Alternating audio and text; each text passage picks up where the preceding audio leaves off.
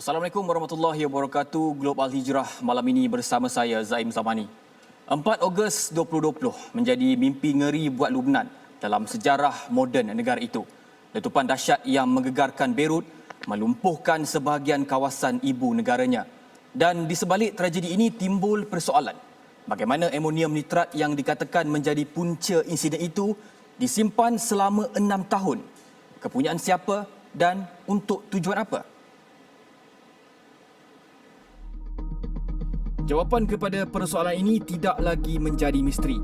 2,750 tan amonium nitrat sebelum ini dibawa sebuah kapal MV Rosses yang dalam perjalanan dari George ke Mozambik dan berlabuh sementara di Pelabuhan Beirut pada 20 November 2013. Namun ia tidak berlabuh keluar kerana terdapat satu tuntutan mahkamah yang difailkan syarikat Lubnan kepada pemilik kapal.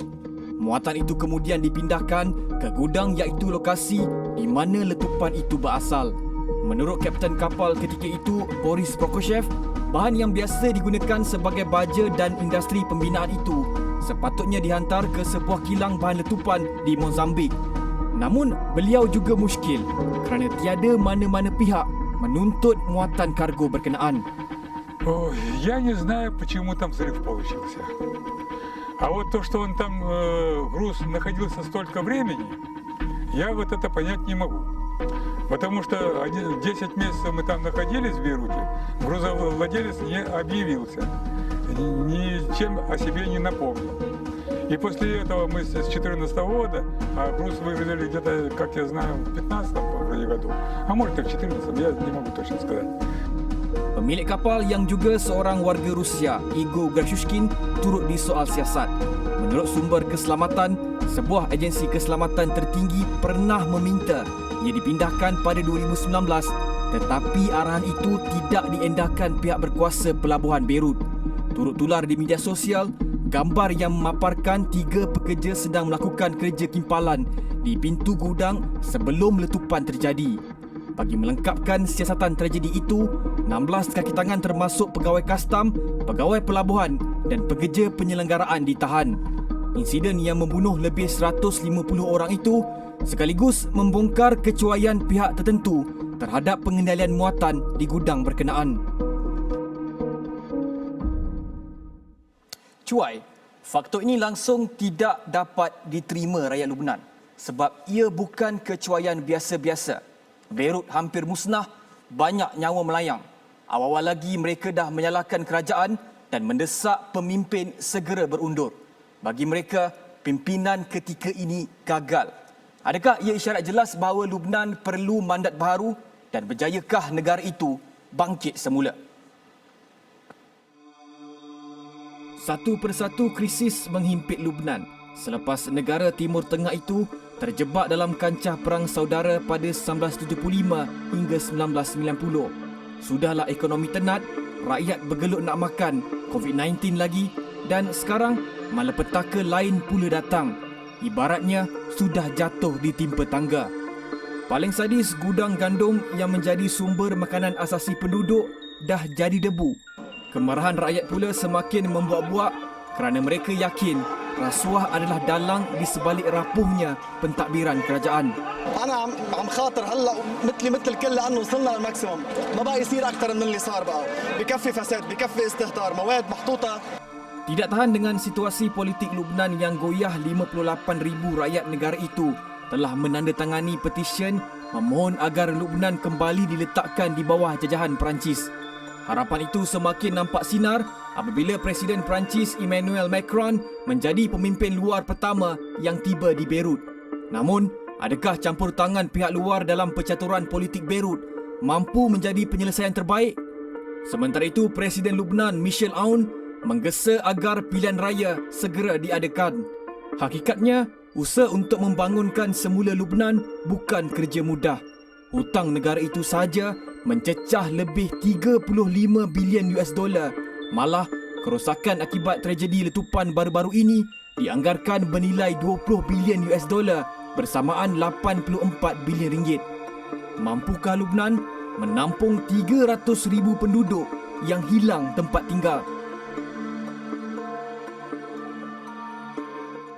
Beirut yang dikenali sebagai The Paris in the Middle East semakin hilang jolokan itu apabila simbol kemegahan seni binanya serta gaya hidup penduduknya yang high class ditarik sekelip mata.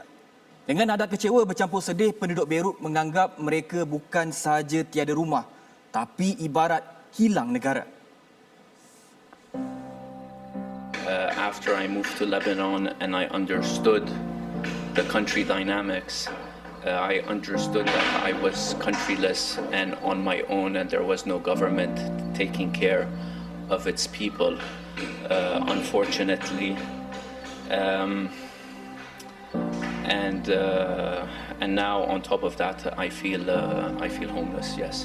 صح انه الواحد ببلده غير من برا، بس انه للاسف هلا بنحس حالنا كمان غربة ببلدنا وما بقى عنا شيء.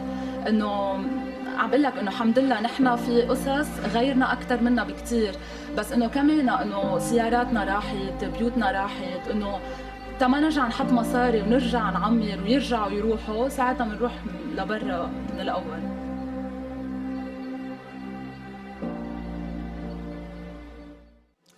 Sementara siasatan sedang dibuat bagi membawa dalang ke muka pengadilan, timbul juga spekulasi ia adalah satu bentuk serangan. Ada yang kata kerja Israel dan timbul juga tuduhan ke atas parti politik Syiah Hezbollah. Namun kedua-duanya menafikan. Tanpa bukti kukuh, amat sukar untuk menunding jari kepada mana-mana pihak. Besarlah harapan dunia agar siasatan yang tidak melibatkan pihak luar ini diadili dengan telus. Keluar Hijrah berehat seketika, kembali selepas ini.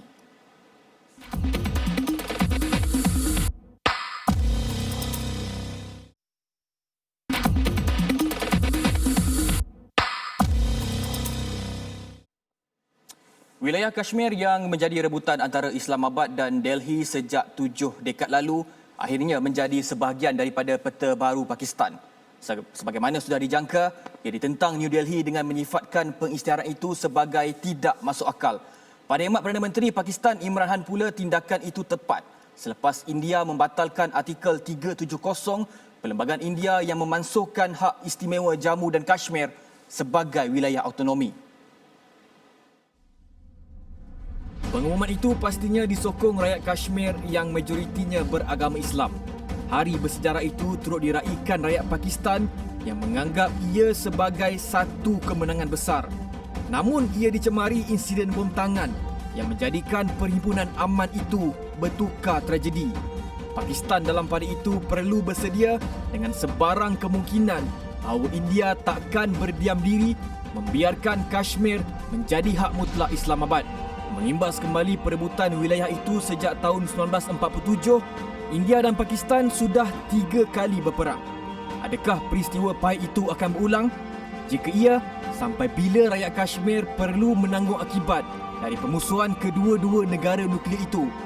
Terus dibelenggu kemiskinan, tiada kebebasan, sedangkan wilayah itu mempunyai nilai aset yang tinggi untuk dibangunkan sebagai wilayah yang makmur.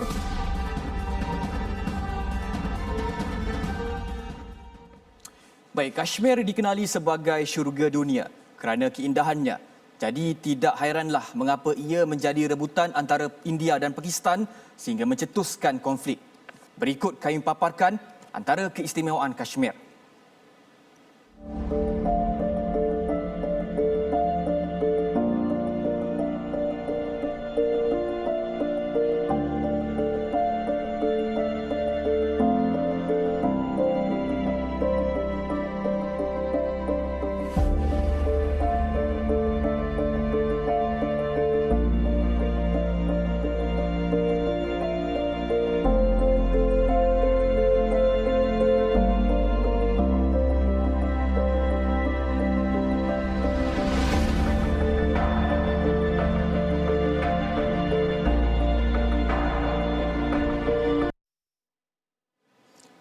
Jadi bagaimana agaknya pengakhiran hubungan India dan Pakistan? Adakah keamanan menjadi pilihan atau kedua-dua negara itu terus menjadi musuh tradisi yang tiada titik noktah? Luar Hijrah berakhir di sini. Assalamualaikum warahmatullahi wabarakatuh.